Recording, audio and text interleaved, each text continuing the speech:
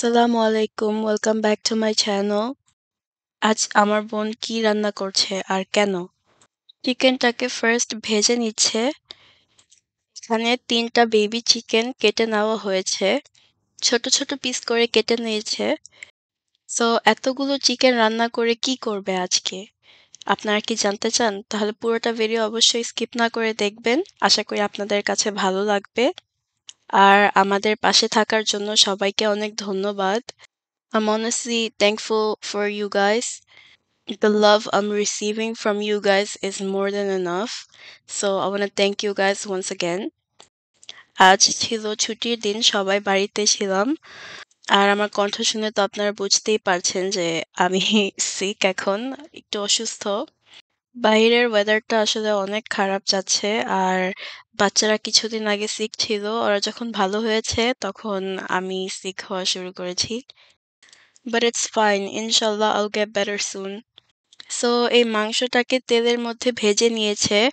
এটার মধ্যে কোনো মসলা এড করা হয়নি। আমরা সল্ট কিছুই দেইনি এখানে। সো এটাকে জাস্ট রেগুলার তেলের মধ্যে ভেজে নেওয়া হয়েছে ভালো করে। এই রেসিপিটা হচ্ছে বিগিনার্সদের জন্য। আপনারা হয়তো ভাবেন যে এই মাংসটা হয়তো ভাজলে ভিতরে কোনো মসলা যাবে না। কিন্তু এটা আসলে ভুল। এটা ভুল ধারণা। কারণ মাংসের ভিতরে মসলা যাবে। সেটা একটা টেকনিক আছে। আর এখানে আলুটাকে ভেজে নিচ্ছে। আমরা অ্যাকচুয়ালি আলুটা পছন্দ করি, তাই আজ আলুটাও নিয়েছি রান্না করার জন্য। তো আমাদের আলুটা ভাজা হয়ে গেছে। এখানে এখন আমি এই সেম তেলের মধ্যে এটা হচ্ছে পেঁয়াজ আর মরিচের পেস্ট। এটা হচ্ছে আম মরিচ আর পেঁয়াজটাকে আমরা ব্লেন্ড করেছি। ব্লেন্ড করার পরে এই পেস্টটা আমরা ইউজ করে নিয়েছি। এখানে দিয়ে দিচ্ছি আদা রসুনের পেস্ট। সো এই মরিচ আর পেঁয়াজের পেস্ট সাথে আদা রসুনের পেস্টটাকে ভালো করে মিক্স করে এটাকে কষাতে হবে। তো এখানে দিয়ে দিচ্ছি স্বাদমতো লবণ। এটার মধ্যে যার, যার টেস্ট মতো সল্টটাকে এড করতে হবে। আমাদের রান্নার কোনো পরিমাণ নেই কারণ আমরা আসলে শেফ না। We are just a regular cook. এখানে ধনে জিরে গুঁড়ো দেওয়া হয়েছে। So as a regular cook এটা হচ্ছে নিজের থেকে এসেছে যে আমি কতটুকু মসলা এড করব। এটার কোনো পরিমাণ নেই। এই মসলাটা হচ্ছে আমি গতকাল আপনাদেরকে দেখিয়েছিলাম। সেটা হচ্ছে কাঁচা মসলার ব্লেন্ড করা। সবগুলো মসলা একসাথে ব্লেন্ড করেছি। এটা হচ্ছে ভাজা ছাড়াটা। সো আপনারা যদি দেখতে চান যে এই মসলাটা কিভাবে বানিয়েছি, আমার লাস্ট ভিডিওটা আপনারা দেখবেন। তাহলে আপনারা বুঝবেন আমি কি বলেছি। সো এখানে আমি ইয়োগার্ট এড করেছি। এখানে দই এড করেছি আর এটা হচ্ছে পেঁয়াজের বেরেস্তা। এই পেঁয়াজের বেরেস্তা হচ্ছে আমাদের নিজেদের বাড়িতে বানানো। এটা আমি আমার শর্টে পোস্ট করেছি। আপনারা যদি দেখতে চান আমি কিভাবে বানিয়েছি। সো এই মিক্সচারটাকে ভালো করে কষাতে হবে। যখন এটা কষানো হয়ে যাবে, আমরা আমাদের ভাজা চিকেনটাকে দিয়ে দিব এটার মধ্যে। চিকেনটাকে এই মসলার সাথে ভালো করে মিক্স করে নিতে হবে। এটাকে এভাবে মিক্স করে নেড়েচেড়ে এভাবেই রান্না করতে হবে। মিডিয়াম হিটে এটাকে এভাবে নেড়ে নিচ্ছি। এটাকে নাড়তে হবে বারবার। যেন মসলাটার সাথে চিকেনটা ভালোভাবে মিক্স হয়। এটাকে আমি কিছুক্ষণ ঢেকে রেখে দিয়েছিলাম। ঢাকনাটা তুলে আমি আমাদের ভাজা আলুগুলো দিয়ে দিলাম। আলুটাকে দেওয়ার পরে এটাকে বেশিক্ষণ নাড়বো না কারণ এটাকে বেশিক্ষণ যদি নাড়ি তাহলে আলুগুলো ভেঙে যাবে আর আমাদের আলুগুলো এভাবে আস্ত রাখতে হবে। সো এটাকে আবার ঢেকে দিয়েছি। আর সাথে এখানে পানি বসিয়েছি। গরম পানি আমাদের দরকার। রান্নার জন্য লাগবে। So we will show you guys when we use it.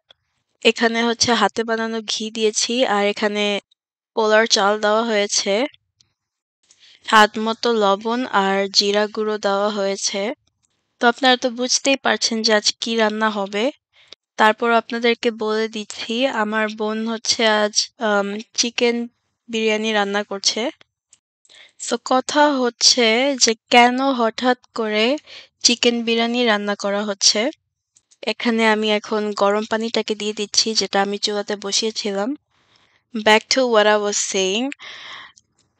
আজকের চিকেন বিরিয়ানি রান্না করা হচ্ছে কারণ আমার মার চিকেন বিরিয়ানি খাওয়ার ইচ্ছে করেছে। কারণ আমার খালামণি আর আমার কাজিনের ওয়েডিং এর ভিডিও পোস্ট করেছি আমি ইউটিউবে। সো ওই ভিডিও দেখে আমার মার বিরিয়ানি খেতে ইচ্ছে করেছে। তাই আমার বোন আজ এটা রান্না করেছে। সো এখানে কাঁচামরিচ দিয়েছি আর সাথে গুঁড়া দুধ দিয়েছি। Powder milk and chilli pepper দিয়েছি। চিলি পেপারটা হচ্ছে আপনাদের স্বাদ মতো। আপনি যতটুক ঝাল পছন্দ করেন ততটুকুই দিবেন। সাথে এখানে মাংসটাকে দিয়ে দিয়েছি। এখন ভালো করে এটাকে মিক্স করে নিব। মাংসটা যখন পোলার চালের সাথে ভালো করে মিক্স হয়ে যাবে আর একটা কালার আসবে এভাবে, তখন এটাকে আমরা ঢেকে রেখে দিব। ঢাকনাটা তুলে আমি এই যে এটাকে আবার নেড়ে নিচ্ছি।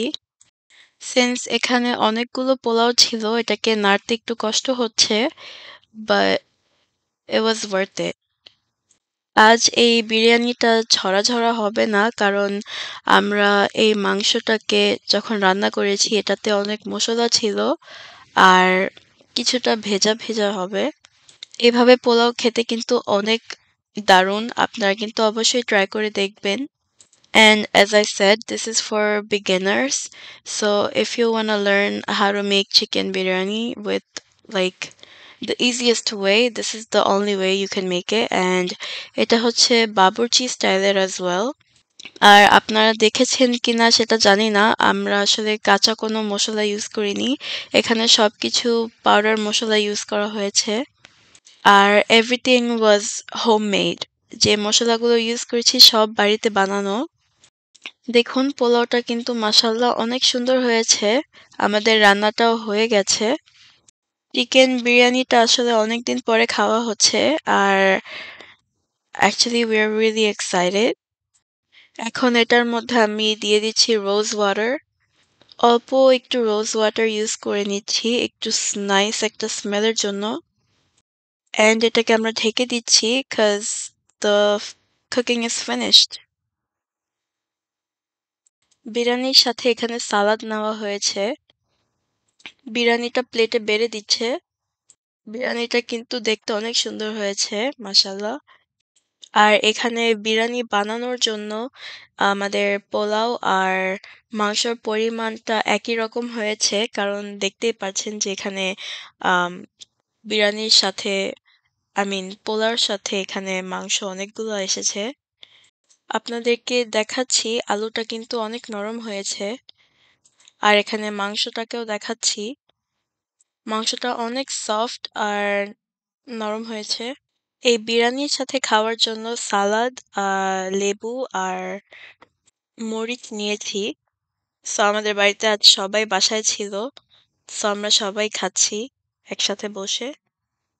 আশা করি আপনাদের কাছে ভিডিওটি ভালো লেগেছে। আমাদের কাছে কিন্তু এই বিরিয়ানিটা খেতে অনেক দারুণ লেগেছে।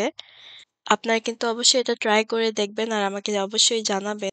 আল্লাহ হাফেজ। আসসালামু আলাইকুম।